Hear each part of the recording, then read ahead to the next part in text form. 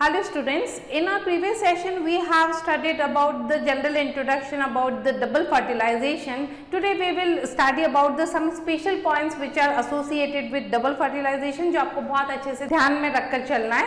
तो when we talk about the double fertilization, clear? तो double fertilisation में हमने देखा कि दो फर्टिलाइजेशन हो रहे हैं. क्लियर?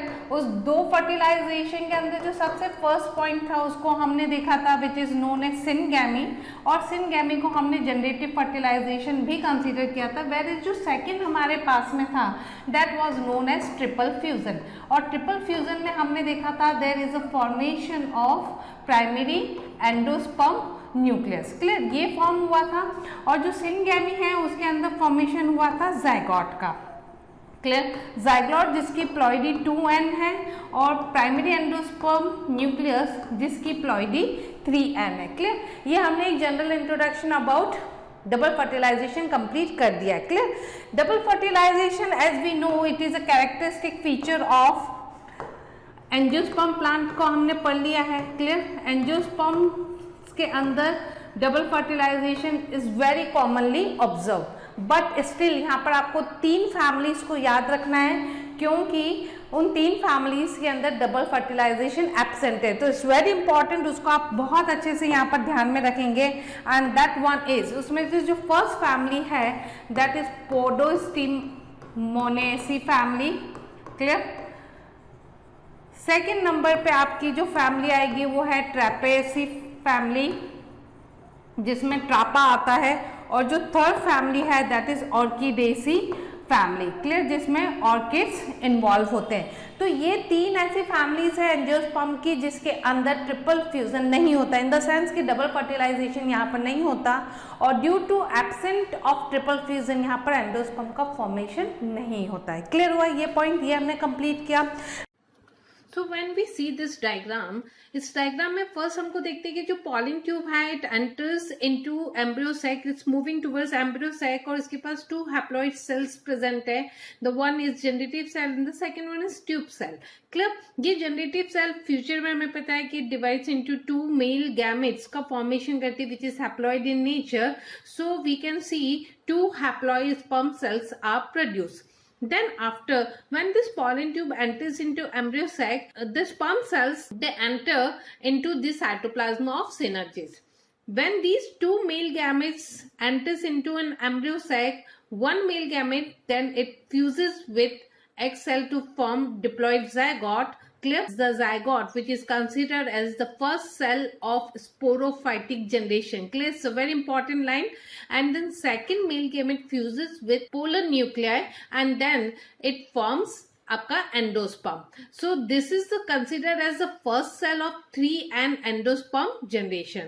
जब हम इस डबल फर्टिलाइजेशन को देखते हैं तो double fertilisation was discovered by Nawaschin in Fritillaria and Lilium plant. Clear? It's very important, तो आपको ध्यान रखना है scientist name Nawaschin. As well as जब हम सिनगैमी की बात करते हैं तो syngamy is discovered by Strasburger in Monotropa. तो दो साइंटिस्ट में आप कंफ्यूज मत होइएगा. Double fertilisation is discovered by Nawaschin in Fritillaria and Lilium plant, and syngamy is discovered by Strasburger in Monotrapa plant. Clear point? हमारे पास में अब नेक्स्ट पॉइंट आता है कि what are the special characteristics. Clear?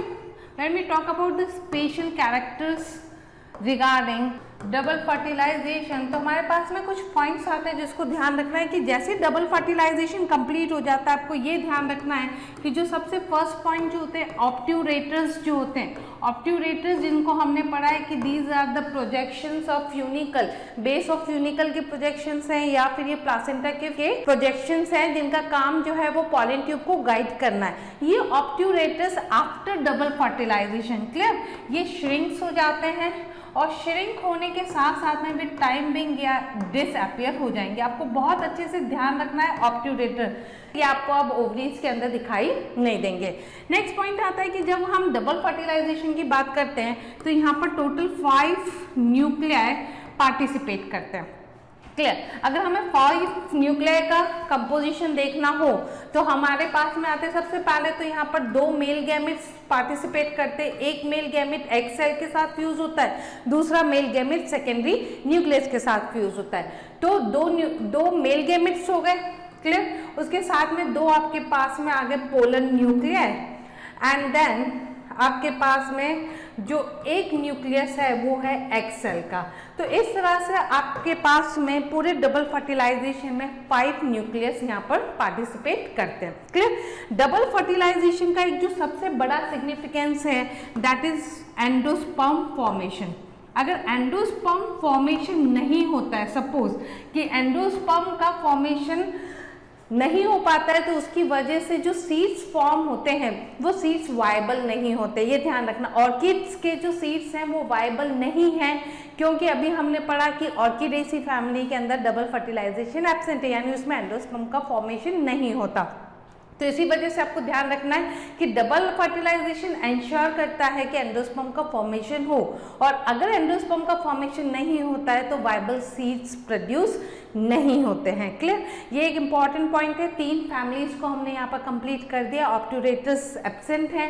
फिर आपके पास में आया, क्योंकि जनरली तो आपने ये देखा है कि जो डबल फर्टिलाइजेशन है वो एंजियोस्पर्म का कैरेक्टरिस्टिक है, बट सम जिम्नोस्पर्म्स, क्लियर, कुछ जिम्नोस्पर्म के अंदर भी आपको एंडोस्पर्म यानी डबल फर्टिलाइजेशन दिखाई देता है। An example is Ephedra, clear, Ephedra Gnetum. ये कुछ एडवांस जिम्नोस्पर्म है जिनके पास में कुछ एंजियोस्पर्म कैरेक्टर्स प्रेजेंट हैं। तो these are the special points that you have to keep in mind while you are going through double fertilisation, clear हुआ ये पॉइंट। अब हमारे पास में अगर नेक्स्ट पॉइंट आता है उसको हम यहाँ पर देखते हैं कि सबसे पहले अगर आप देखें कि अगर हमें प्लॉइडी फाइंड आउट करनी है, suppose if we want to determine ploidy of suppose embryo and endosperm की प्लॉइडी अगर हमें फाइंड आउट करनी है तो हमको क्या फॉर्मूला यूज करना पड़ता है। इसके लिए बहुत इंपॉर्टेंट पॉइंट है जिसको आप यहाँ पर देखकर चलेंगे। सबसे फर्स्ट आता है, इफ सपोज इन एम्ब्रियो की अगर हम बात करें तो in embryo we have to study about the half of the ploidy of male plant, clear, and half ploidy of female plant, और this will give you the ploidy of embryo. ये आपको ध्यान रखना है, clear, this is the first point. अब हम अगर next बात की बात करें कि सपोज अगर हमें चाहिए कि इन एंडोस्पर्म की अगर हम बात करें तो ये क्वेश्चन बनता है, इसलिए आपको ये बहुत अच्छे से ध्यान रखना है कि in endosperm if we want to determine the ploidy तो आपको क्या याद रखना है, same ploidy of female plant plus half ploidy of male plant, suppose, clear. अब इसको हम कैसे देखते हैं, यहाँ पर से अगर हम इस चीज को देखें, क्लियर, ये पहले फॉर्मूला हम यहाँ कंप्लीट करते हैं। अब हमारे पास में सपोज हमने क्या कहा कि अगर हमें एम्ब्रियो की प्लॉइडी फाइंड आउट करनी है तो जो मेल के पास है उसकी हाफ करनी है, क्योंकि मियोसिस की वजह से मेल गैमेट्स का फॉर्मेशन होगा, क्लियर, और जो फीमेल के पास में भी उसको भी हाफ करना है, क्योंकि फीमेल के अंदर ही मियोसिस हुआ था, उसकी वजह से ही एम्ब्रियो सैक का फॉर्मेशन हुआ था जिसके अंदर हमको फीमेल गैमेट मिलता है। तो मियोसिस होने की वजह से आपको half of the ploidy consider करनी है। But when we talk about the ploidy of endosperm तो उसकी प्लॉइडी में जो फीमेल की प्लॉइडी है वो तो इक्वली रखनी है, बट साथ साथ में हमें जो मेल प्लांट की प्लॉइडी है उसको हाफ रखनी है। सपोज एग्जाम्पल, आपको एक क्वेश्चन यहाँ पर से मिलता है कि सपोज अगर एक मेल प्लांट टेट्राप्लॉइड है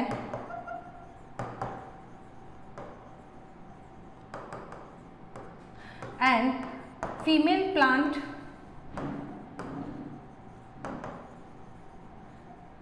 डिप्लॉइड है, क्लियर।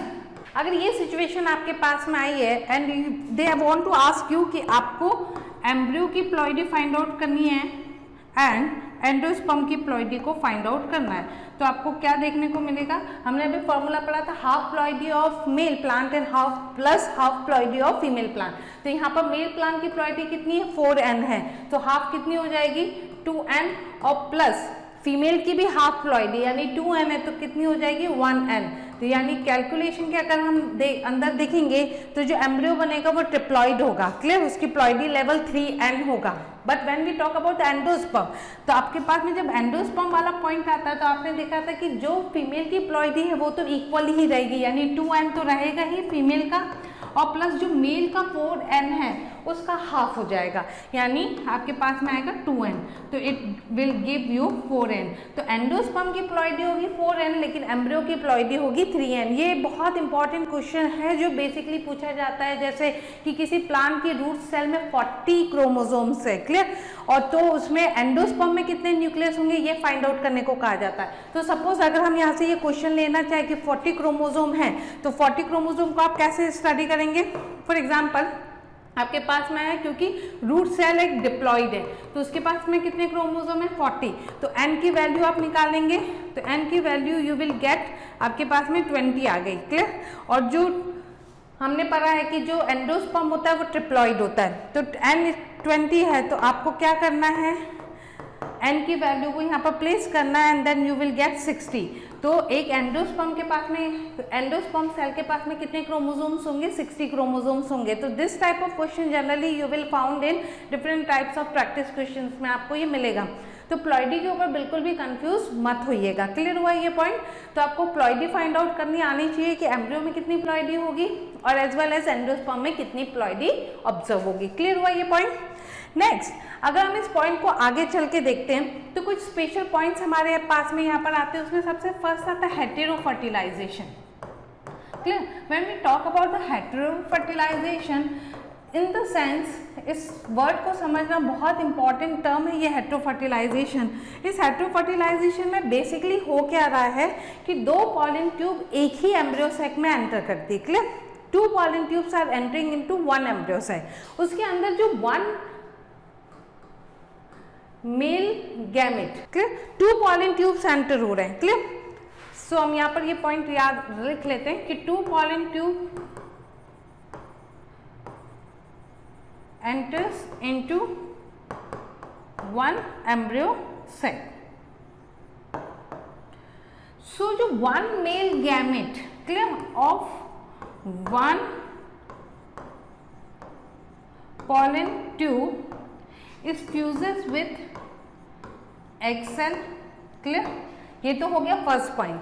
और जो सेकेंड पॉलन ट्यूब है उसका जो सेकेंड मेल गैमेट है, 1 male gamete of another pollen tube fuses with polar nuclei or we can say secondary nucleus। तो इस टाइप के फर्टिलाइजेशन को हम हेटेरोफर्टिलाइजेशन इसलिए कंसीडर करते हैं क्योंकि यहाँ वाली जो सिचुएशन है उसको आपको ध्यान रखना है, क्योंकि इसमें 2 पॉलन ट्यूब एंटर कर रही है और 2 मेल गैमेट जो पार्टिसिपेट करते हैं डबल फर्टिलाइजेशन में, बट ये दोनों male gamete 2 different pollen tube से आ रहे हैं, इसलिए इस टाइप के फर्टिलाइजेशन को हम बोलते हैं हेटेरोफर्टिलाइजेशन। टर्म क्लियर हो जानी चाहिए। 2 pollen tubes are entering into 1 embryo sac, तो इसके अंदर जब फ्यूजन होता है तो प्राइमरी एंडोस्पर्म न्यूक्लियस एक पॉलन ट्यूब के मेल गैमेट से बनता है, वेयर इज जो जाइगोट है वो दूसरे पॉलन ट्यूब के मेल गैमेट से बनता है, then it is known as heterofertilisation. Next point को हम यहाँ पर कंसीडर करते हैं। द नेक्स्ट पॉइंट इज, इसमें आता है आपका polyspermy, clear. When we talk about the polyspermy, इसका मतलब यही है कि पॉलीस्पर्मी में more than 2 male gametes they enter into 1 embryo sac. जो अभी हमने हेटेरोफर्टिलाइजेशन की बात की उसी केस से ही रिलेटेड ये चीज है पॉलीस्पर्मी, यानी मोर देन 2 स्पर्म्स या फिर 2 male gametes enter 1 embryo sac, clear. Points को समझते हुए चलना, ये हो गया फर्स्ट पॉइंट। नेक्स्ट पॉइंट में आपके पास में आता है and that is known as polyploid zygote, ठीक है। पॉलीप्लॉइड जाइगोट की बात अगर हम करें तो पॉलीप्लॉइड जाइगोट, क्योंकि जाइगोट को हमने 2n कंसीडर किया और यहाँ पर they are talking about the polyploid zygote. Polyploid zygote in the sense कि उसकी जो प्लॉइडी है वो 2n से ज्यादा होगी। तो ये सिचुएशन कब होती है, जब 1 egg cell fertilize with more than one male gamete. Clear? ये पॉइंट बहुत इंपॉर्टेंट है, याद रखना है कि अगर एक से ज्यादा मेल गैमेट आ जाते हैं वहां पर और एक सेल के साथ फ्यूज हो जाते हैं तो फर्टिलाइजेशन के बाद में जो जाइगोट बनेगा उसकी प्लॉइडी 2n से ज्यादा होगी, यानी वो पॉलीप्लॉइडी शो करेगा। जनरली हम लोग देखते हैं कि प्लांट्स के अंदर पॉलीप्लॉइडी सर्वाइव कर जाती है, एनिमल्स में जनरली पॉलीप्लॉइडी सर्वाइव नहीं करती। तो ये कुछ स्पेशल पॉइंट्स है which we have discussed regarding double fertilization, जो आपको बहुत अच्छे से याद रखना है। So that's all about double fertilization. Now we are starting a new topic that is known as post fertilization development. Clear? Post fertilization development के अंदर हम जनरली दो मेन इवेंट्स को यहाँ पर पढ़ने वाले हैं। The event number 1 that is known as embryogeny. Embryogeny in the sense जिसके अंदर we will study about the development of embryo. Clear? Development of embryo that is the main important fundamental result है, that is the fertilisation. Clear? तो embryogeny पढ़ेंगे जिसमें हम development of embryo को study करने वाले हैं। एंड देन सेकंड इसके साथ में एक बहुत इंपॉर्टेंट इवेंट यहाँ पर परफॉर्म होता है and that is known as endosperm development. Clear? So today we will study about the development of endosperm, in which we will study about the structure of endosperm and as well as we will also study about the different types of endosperm. Clear हुआ? So that is our today's topic, that is the structure, development and the types of endosperm. Clear points? जब हम endosperms की बात करते हैं तो basically आपको endosperm जो है वो 3 टाइप का दिखाई देता है। क्लियर? अगर हम endosperm की बात करें तो हमने देखा कि जो endosperm है वो एक बहुत इंपॉर्टेंट स्ट्रक्चर है, क्योंकि अभी हमने आगे देखा कि अगर एंडोस्पर्म का फॉर्मेशन नहीं होता है तो वाइबल सीड्स जनरली प्रोड्यूस नहीं होते। तो what exactly this endosperm is, तो आपको सबसे इंपॉर्टेंट पॉइंट ये ध्यान रखना है कि जो एंडोस्पर्म है that is a food laden nutritive non vascular undifferentiated. Clear? ये डेफिनेशन में सारे यूज होने वाली टर्म्स हैं। अनडिफ्रेंशिएटेड टिश्यू है। Clear? Food laden nutritive non vascular undifferentiated tissue है which is a result of triple fusion. Clear? ये बहुत इंपॉर्टेंट इसकी डेफिनेशन आती है। तो यानी यहाँ से जब हम इसको न्यूट्रिटिव और फूड लेडन की बात करते हैं तो उसी से हमारा एक पॉइंट बहुत क्लियर हो जाता है कि एम्ब्रियो के डेवलपमेंट में एंडोस्पर्म बहुत इंपॉर्टेंट रोल प्ले करता है। क्लियर हुआ ये पॉइंट? तो ये होगी इसकी डेफिनेशन कि व्हाट इज एंडोस्पर्म। तो वी विल से कि एंडोस्पर्म एक न्यूट्रिटिव फूड लेडन टिश्यू है which is non vascular in nature, which is undifferentiated, क्योंकि वो कंटिन्यूसली डिवीजन शो करेगा और एक मल्टीसेलुलर स्ट्रक्चर्स को फॉर्म करेगा। And this endosperm is the result of triple fusion. तो this is known as endosperm. अगर हम जनरल कैरेक्टरिस्टिक्स ऑफ एंडोस्पर्म की बात करें तो सबसे फर्स्ट जो कैरेक्टरिस्टिक है उसके अंदर हम पढ़ते कि जो एंडोस्पर्म है वो एक तो ट्रिप्लॉइड है नेचर में। क्लियर? ये आपको ध्यान रखना है, ट्रिप्लॉइड नेचर है इसकी। ये एक सबसे इंपॉर्टेंट पॉइंट है इसका कि इसकी जो प्लॉइडी लेवल है वो 3n है। अब आपको यहाँ से एक बहुत इंपॉर्टेंट पॉइंट जो साथ में ध्यान रख के चलना है कि जो ट्रिप्लॉइड से ज़्यादा अगर प्लॉइडी होती है एंडोस्पर्म की, जैसे 4n हो गया 5n हो गया, तो इसके अंदर जो मेल गैमेटोफाइट का कॉन्ट्रीब्यूशन है वो तो हमेशा 1 ही रहेगा, यानी 1 मेल गैमेट ही आएगा। अगर उसके अलावा जो वेरिएशन है नंबर्स के अंदर वो फीमेल गैमेटोफाइट की तरफ से आएंगे। क्लियर? Don't get confuse.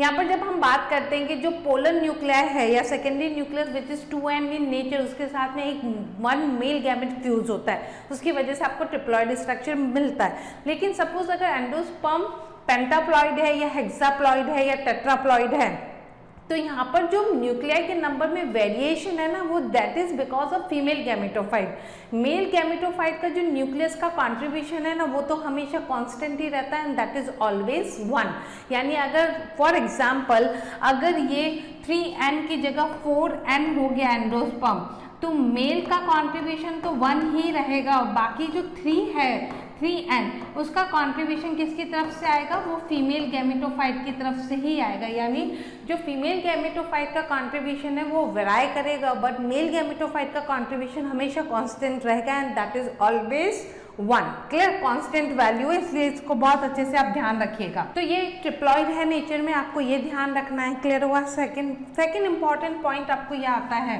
कि जो जिम्नोस्पर्म है, बहुत इंपॉर्टेंट पॉइंट है ये। जिम्नोस्पर्म में आप पहले भी पढ़ के आ चुके हो कि जो एंडोस्पर्म है फॉर्म्स बिफोर फर्टिलाइजेशन। ठीक है, बिफोर फर्टिलाइजेशन फॉर्मेशन हो जाता है एंडोस्पर्म का। यानी जिम्नोस्पर्म की अगर हम बात करें तो जिम्नोस्पर्म में जो एंडोस्पर्म है वो किसको रिप्रेजेंट करता है? फीमेल गैमेटोफाइट को। और ये बहुत इंपॉर्टेंट क्वेश्चन है जिसको आपको ध्यान रखना है कि जिम्नोस्पर्म के अंदर जो एंडोस्पर्म है वो किसको रिप्रेजेंट करता है? Female gametophyte. और आपको दूसरा पॉइंट याद भी रखना है क्योंकि फीमेल गैमेटोफाइट हैप्लॉइड होते हैं, इसलिए जिम्नोस्पर्म के अंदर जो एंडोस्पर्म होगा वो भी हैप्लॉइड होगा। ये एक इंपॉर्टेंट पॉइंट है जो आपको ध्यान रखना है। क्लियर हुआ ये पॉइंट? नेक्स्ट पॉइंट जो हम इंपॉर्टेंट पढ़ते हैं रिगार्डिंग एंडोस्पर्म, तो जब आपने देखा कि जब फर्टिलाइजेशन हो रहा था तो जाइगोट का फॉर्मेशन और प्राइमरी एंडोस्पर्म न्यूक्लियस का फॉर्मेशन साथ साथ ही हुआ था, लेकिन जाइगोट का जो फर्दर डेवलपमेंट है ना वो कुछ देर के लिए रुक जाता है। क्लियर? और वो पॉज ले लेता है, लेकिन एंडोस्पर्म का जो डेवलपमेंट है वो स्टार्ट हो जाता है। तो ये पॉइंट एक बहुत इंपॉर्टेंट है जो आपको क्वेश्चन भी मिलेगा कि एम्ब्रियो का डेवलपमेंट थोड़ा डिले होता है बट एंडोस्पर्म का डेवलपमेंट बहुत स्पीडली उसी समय स्टार्ट हो जाता है। उसका पॉइंट ये है कि एंडोस्पर्म का काम जो है वो डेवलपिंग एम्ब्रियो को नरिश करना है, इसलिए एम्ब्रियो जब तक डेवलप हो तब तक कुछ अमाउंट ऑफ एंडोस्पर्म सीड के अंदर रेडी हो जाना चाहिए, तभी एम्ब्रियो का डेवलपमेंट प्रॉपर हो पाएगा। तो ये पॉइंट भी आपको ये पॉइंट बहुत अच्छे से ध्यान रखना है कि development of endosperm always occurs prior to the development of embryo.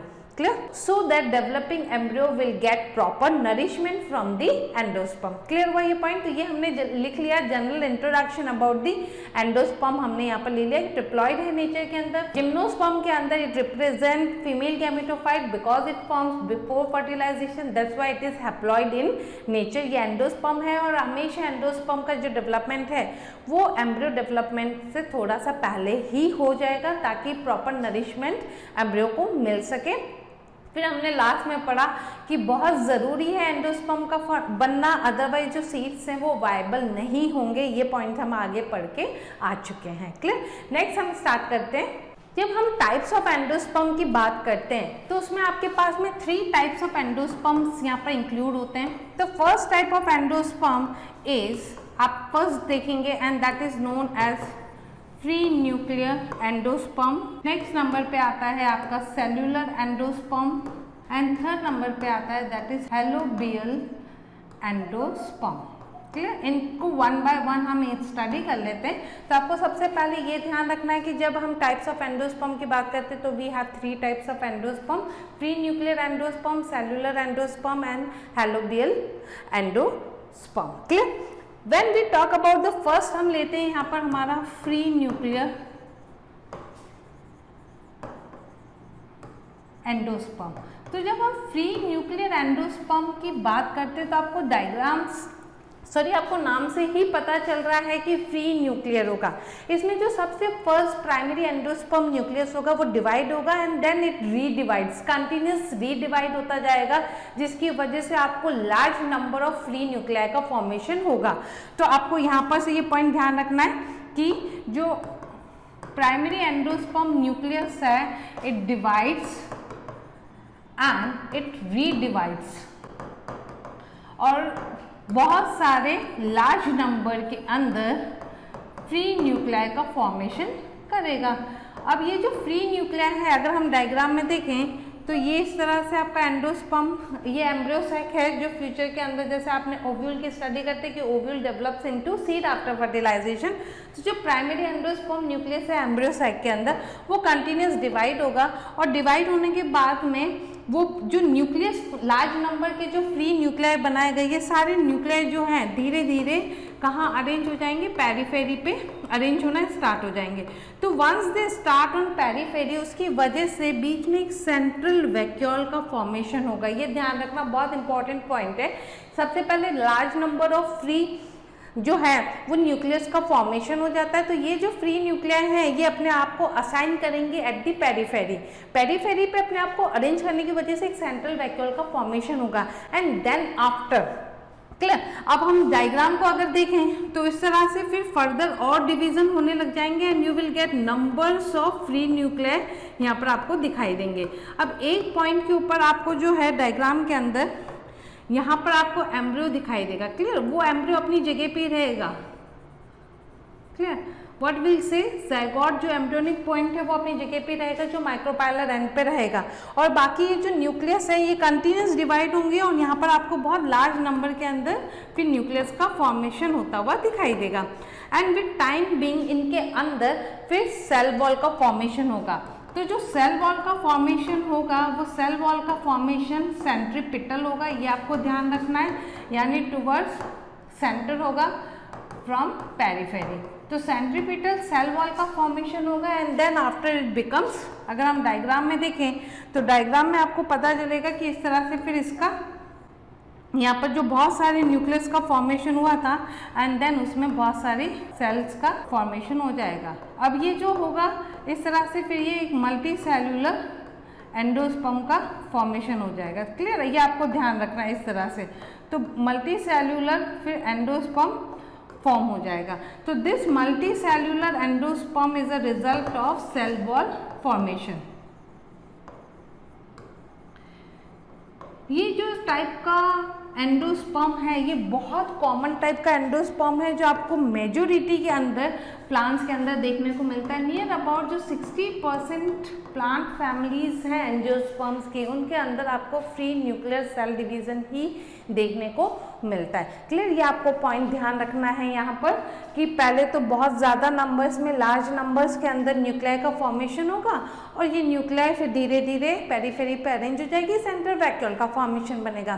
फिर जैसे जैसे सेल वॉल का फॉर्मेशन होता जाएगा एक मल्टी सेल्यूलर एंडोस्पर्म फॉर्म होगा और वैक्यूल जो है वो डिमिनिश हो जाएगी। ये आपको मेनली 60% क्लियर एंडोस्पर्म्स जो है फ्री न्यूक्लियर एंडोस्पर्म, ये आपको 60% फैमिलीज ऑफ एंजियोस्पर्म प्लांट्स के अंदर ऑब्जर्व होगी। यहाँ से आप एक बहुत इंपॉर्टेंट एग्जांपल लेते हैं, दैट इज कोकोनट का हम एग्जांपल लेते हैं यहाँ पर। Coconut, clear. उसमें आपको एक कोकोनट मील मिलता है और साथ में आपको कोकोनट मिल्क मिलता है।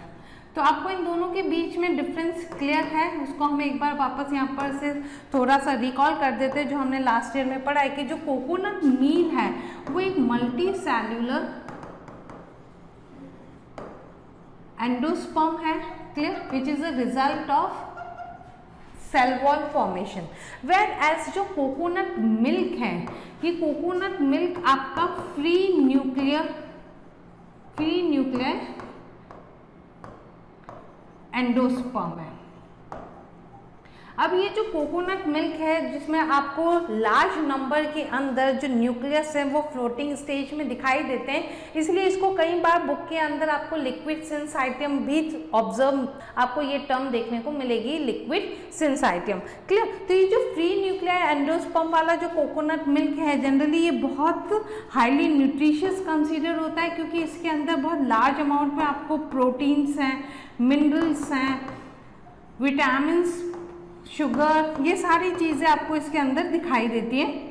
अलॉन्ग विद जो आपको सबसे इम्पॉर्टेंट पॉइंट जो क्वेश्चन में यहाँ पर मिलता है कि ये जो कोकोनट मिल्क है ये आइसोटोनिक होता है हमारे ब्लड फ्लूइड के, इसकी वजह से इसको कंज्यूम करने से हमें बहुत ज़्यादा एनर्जी मिलती है। तो आइसोटोनिक टू बॉडी फ्लूइड है और विद टाइम बीइंग हमने देखा कि इसमें बहुत सारे डिफरेंट टाइप्स की न्यूट्रिएंट्स प्रेजेंट हैं, विटामिन और मिनरल रिच है, इसलिए जो कोकोनट मिल्क है वो एक आइडियल फूड कंसीडर होता है। तो ये हो गया आपका short all about the free nuclear endosperm, clear हुआ ये पॉइंट। तो फ्री न्यूक्लियर एंडोस्पर्म जो आपको मैक्सिमम प्लांट्स के अंदर देखने को मिलता है। नेक्स्ट हमारे पास में आता है that is the cellular endosperm. Cellular endosperm जैसे पॉइंट समझ में आ ही रहा है कि सेल्यूलर एंडोस्पर्म में क्या होगा कि वेयर जो कैरियोकाइनेसिस है it is always immediately karyokinesis followed by cytokinesis immediately, जिसकी वजह से हमको एक सेल्यूलर एंडोस्पर्म का फॉर्मेशन दिखाई देगा। ये जो सेल्यूलर एंडोस्पर्म है ये जनरली हमें 25% ऑफ एंजियोस्पर्म प्लांट्स फैमिलीज के अंदर ऑब्जर्व होता है। धतूरा ले ले, पिटूनिया ले ले, बाल्सम ले ले, इन सब के अंदर सेल्यूलर एंडोस्पर्म है। डायग्राम अगर आप देखना चाहें तो इस तरह से सबसे पहले ये आपका प्राइमरी एंडोस्पर्म न्यूक्लियस है और इसके अंदर जब फर्स्ट कैरियोकाइनेसिस होता है तो फर्स्ट कैरियोकाइनेसिस के साथ में ही इसके अंदर आपको सेल डिवीजन देखने को मिलता है। एंड विद टाइमिंग जैसे जैसे सेल्स का फॉर्मेशन आगे बढ़ता जाएगा उसी तरह से इसके अंदर जैसे जैसे इसमें न्यूक्लियस का डिवीजन होता जाएगा पैरेलल में सेल्स का फॉर्मेशन भी होता जाएगा, जिसकी वजह से हमें एक मल्टी सेल्यूलर एंडोस्पर्म देखने को मिलेगा। क्लियर? तो आपको ये 25% एंजियोस्पर्म फैमिलीज में ऑब्जर्व तो होता ही है। साथ में आपको एक जो बहुत इंपॉर्टेंट पॉइंट यहाँ से ऐड करना है एंड दैट इज इसके अंदर होस्टोरिया बहुत कॉमनली ऑब्जर्व होता है। होस्टोरिया यहाँ पर इस टाइप के सेल्यूलर एंडोस्पर्म में इज वेरी कॉमनली ऑब्जर्व। तो होस्टोरिया का अगर पॉइंट कंसीडर करना चाहे कि व्हाट एग्जैक्टली दिस होस्टोरिया इज, तो जो होस्टोरिया जैसे हमने देखा कि जो पैरासिटिक रूट होती है, जो पैरासिटिक प्लांट्स होते हैं, they also develop होस्टोरिया, clear, food को एब्जॉर्ब करने के लिए। तो सिमिलर लाइक यहाँ पर भी होस्टोरिया का वही फंक्शन है कि ये जो फीमेल जो स्पोरोफाइटिक बॉडी है, स्पोरोफाइटिक बॉडी से जो फूड है वो एब्जॉर्ब करता रहता है एंड देन उसको एंडोस्पर्म को ट्रांसफर करता रहता है, क्योंकि initial endosperm itself is a nutritive, clear, food laden है, बट उसमें कंटिन्यूस सेल डिवीजन होने की वजह से उसकी जो न्यूट्रिशन डिमांड है ना वो बहुत ज़्यादा बढ़ जाती है। तो समहाउ उसको डिपेंड होना पड़ता है अपनी स्पोरोफाइटिक बॉडी जिसके अंदर वो डेवलप हो रहा है। तो उस स्पोरोफाइटिक बॉडी से न्यूट्रिशन को एब्जॉर्ब करके और उस एंडोस्पर्म तक पहुंचाने का काम करता है होस्टोरिया, जो आपको कॉमनली दिखाई देता है सेल्यूलर एंडोस्पर्म के अंदर। नेक्स्ट हमारा जो पॉइंट आता है, नेक्स्ट टाइप का जो एंडोस्पर्म है and that is known as helobial endosperm. Clear? ये जो एंडोस्पर्म है ये समहाउ बीच की एक कैटेगरी है, ना ये टोटल फ्री न्यूक्लियर एंडोस्पर्म है ना ये एग्जैक्टली सेल्यूलर एंडोस्पर्म है, ये कहीं उनके बीच में रिलाई करता है। क्योंकि जो सेल्यूलर एंडोस्पर्म में हमने पढ़ा कि 25% एंजियोस्पर्म फैमिलीज में मिलता है, उसमें भी जो मोस्टली ये डाइकॉट्स के अंदर ज़्यादा दिखता है सेल्यूलर एंडोस्पर्म, और जो हैलोबियल एंडोस्पर्म है ना ये आपको कॉमनली दिखाई देता है मोनोकॉट्स में। ये आपको एक पॉइंट ध्यान रखना है क्योंकि ये क्वेश्चन आपको दिखाई देगा। तो हैलोबियल के अंदर सबसे पहले पॉइंट क्या होगा कि जो प्राइमरी एंडोस्पर्म न्यूक्लियस है वो डिवाइड होगा और डिवाइड होने के साथ साथ यहाँ पर साइटोकाइनेसिस भी हो जाएगा। क्लियर? तो जो फर्स्ट सेल है वो तो सेल्यूलर हुई, जैसे अगर हम डायग्राम में देखें तो ये फर्स्ट सेल है, इसका ये जो न्यूक्लियस है ये डिवाइड हुआ और इस तरह से आपकी दो सेल का फॉर्मेशन हुआ और साथ साथ के अंदर साइटोकाइनेसिस भी हुआ जिससे दो सेल हुई। अब ये जो दो सेल्स का फॉर्मेशन हुआ, साइटोकाइनेसिस हुआ and we get two cells. Clear? अब ये जो टू सेल्स हैं ये इंडिविजुअल सेल ये वापस क्या शो करेंगी, फ्री न्यूक्लियर डिवीजन करेंगी एंड देन फाइनली बाद में फ्री न्यूक्लियर डिवीजन करने के बाद में लास्ट में ये सेल वॉल फॉर्मेशन शो करेंगे जिसकी वजह से वापस सेल्यूलर एंडोस्पर्म का फॉर्मेशन होगा। क्लियर? तो आप यहाँ पर देखेंगे ये हुआ दो सेल्स मिली, अब ये दो सेल्स जब आगे जाएंगी तो आगे चल के ये वापस फ्री न्यूक्लियर डिवीजन शो करती है। तो अगर फर्स्ट स्टेज में देखें तो ये सेल्यूलर एंडोस्पर्म की तरह दिख रहा है, बट अगर हम सेकेंड स्टेज में देखें तो ये फ्री न्यूक्लियर एंडोस्पर्म की तरह दिखाई दे रहा है। इसलिए ये हैलोबियल टाइप का जो एंडोस्पर्म है ये कैटेगरी समहाउ इन दोनों के बीच में कहीं रिसाइड करती है। साथ साथ में हमने देखा कि मोनोकॉट्स में काफी कॉमन है। अगर आपसे कभी कोई एग्जाम्पल पूछता है तो आपको एग्जाम्पल्स यहाँ पर ध्यान रखना पड़ेगा। एस्फोडेलस आप याद रखिएगा, अगर कभी कोई बुक में मिलेगा तो आपको ये एग्जाम्पल पूछा जाता है। हैलोबियल एंडोस्पर्म जनरली तो मोनोकॉट्स में कॉमन है बट एस्फोडेलस जनरली यूज किया जाता है। नेक्स्ट पॉइंट में जब हम देखते हैं तो हमारे पास में रूमिनेंट एंडोस्पर्म आता है। रूमिनेंट एंडोस्पर्म यानी ऐसा एंडोस्पर्म जिसमें हमें जरा से भी अगर इरेगुलरिटीज दिखाई देती है या बहुत कम डिग्री की भी रफनेस दिखाई देती है तो ऐसे एंडोस्पर्म को हम बोलते हैं रूमिनेंट एंडोस्पर्म। बहुत इंपॉर्टेंट क्वेश्चन है, आपको दिखाई देगा। The endosperm with any degree of roughness और irregularity is known as ruminant endosperm. और ये जो रूमिनेंट एंडोस्पर्म है ये मोस्ट कॉमनली आपको दिखाई देता है areca nut. Areca nut which is known as betel nut, जिसको हम सुपारी भी बोलते हैं। तो इसके अंदर एरिका नट यानी एनोनेसी फैमिली जो है उसके अंदर देखने को मिलता है। एरिका नट भी एनोनेसी फैमिली को बिलोंग करता है। एनोना जिसे हम कस्टर्ड एप्पल भी बोलते हैं, उसमें बहुत कॉमनली देखने को मिलता है। तो ये क्वेश्चन है आपका, इसलिए आपको याद रखना है कि रूमिनेंट एंडोस्पर्म जनरली एरिका नट या एनोनेसी फैमिली या एनोना स्क्वामोसा में देखने को मिलता है। नेक्स्ट पॉइंट हमारे पास में आता है जो आइवरी पाम होते हैं। क्लियर, आइवरी पाम जिसको आप पहले पढ़ के आ चुके हैं। आइवरी पाम का जो एंडोस्पर्म होता है वो बहुत ही ज़्यादा हार्ड और सेल्यूलोजिक होता है। उसकी वजह से ये वाला आइवरी पाम का जो एंडोस्पर्म है वो जनरली अम्ब्रेला हैंडल्स बनाने के काम में आता है और साथ साथ में बिलियर्ड्स गेम की जो बॉल्स हैं वो बनाने के काम में आता है। क्लियर, बिलियर्ड बॉल्स और अम्ब्रेला हैंडल्स बनाने के काम में आता है। दैट इज नोन एज आपका आइवरी पाम। फिर आपको सेकंड पॉइंट्स यहाँ पर जो याद रखना है, तो ये आइवरी पाम हो गया, रूमिनेंट एंडोस्पर्म हो गया, और जो थर्ड इंपॉर्टेंट पॉइंट यहाँ पर से आपके पास में आता है that is known as zeatin. Clear, zeatin को आपने प्लांट ग्रोथ हार्मोन के केस में पढ़ा हुआ है। Zeatin which is a form of cytokinin. Zeatin को भी जो मेज था उसका जो मिल्की एंडोस्पर्म था वहाँ से उसको एक्सट्रैक्ट किया था।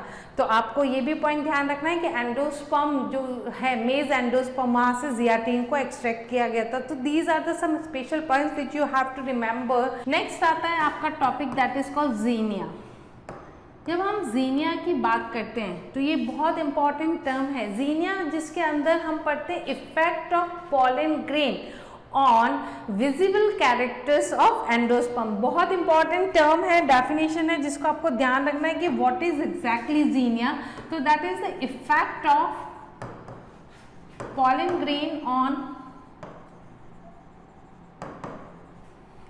Visible characters. Clear,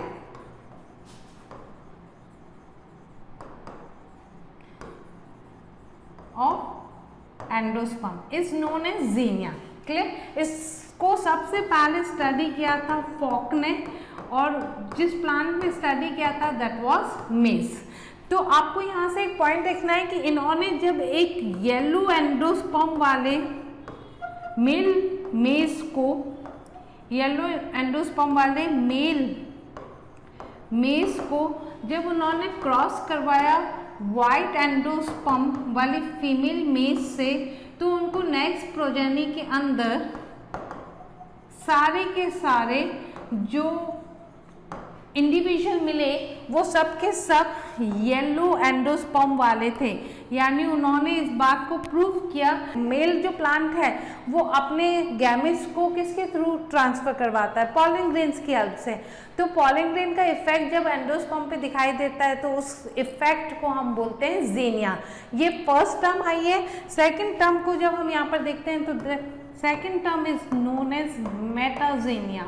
clear, that is also a very important phenomenon. इसको अगर हम जब पढ़ते तो हमने यहाँ पर देखा that is the metaxenia is the effect of pollen grain, same point है, लेकिन जीनिया में हमने effect of pollen grain on endosperm पढ़ा था। यहाँ पर हम effect of pollen grain on seed coat and fruit wall पे पढ़ेंगे। यानी एक ऐसा tissue which is present outside endosperm, यानी यहाँ पर पॉलन ग्रेन का इफेक्ट जो है वो एंडोस्पर्म के बाहर जो लोकेटेड टिश्यू है इसके ऊपर जब दिखाई देता है तो that phenomenon is known as metaxenia. इस मेटाजीनिया को सबसे पहले स्टडी किया था स्विंगल ने, और उन्होंने इसकी स्टडी की थी डेट पाम के अंदर। तो आपको ये पॉइंट्स याद रखने हैं। डेट पाम्स में इसकी स्टडी हुई थी सबसे पहले, और साथ साथ में आपको ध्यान रखना है जब हम एग्जाम्पल की बात करते हैं तो जो सिट्रस फ्रूट है, सिट्रस फ्रूट में जो सिट्रस फ्रूट का कलर, क्लियर, और उनका जो फ्लेवर है that is the effect of metaxenia. तो ये आपको एक इम्पॉर्टेंट क्वेश्चन है जो याद रखना है कि मेटाजीनिया का एग्जाम्पल हम सिट्रस को के केस में लेते हैं कि सिट्रस फ्रूट्स का जो कलर है यानी उसका जो पेरिकार्प है, उसकी जो फ्रूट वॉल है और उसका जो फ्लेवर है that is due to the pollen grain है, और ऐसे इफेक्ट्स को हम बोलते हैं मेटाजेनिया। क्लियर? तो हमने पूरी डिटेल के अंदर डेवलपमेंट है, स्ट्रक्चर है, डिफरेंट टाइप्स ऑफ एंडोस्पर्म को यहाँ पर स्टडी कर लिया है। क्लियर? तो that's all about the endosperm. Points को बहुत अच्छे से नोट डाउन करना है क्योंकि बहुत इंपॉर्टेंट टॉपिक है। Weightage again I am saying कि इस चैप्टर का वेटेज बहुत ज़्यादा है, इसलिए टॉपिक को बहुत सिंसियरली और बहुत अच्छे से इसके नोट्स बनाना, साथ साथ में जो इंपॉर्टेंट पॉइंट्स है उसको नोट डाउन करते हुए चलना। Thank you so much.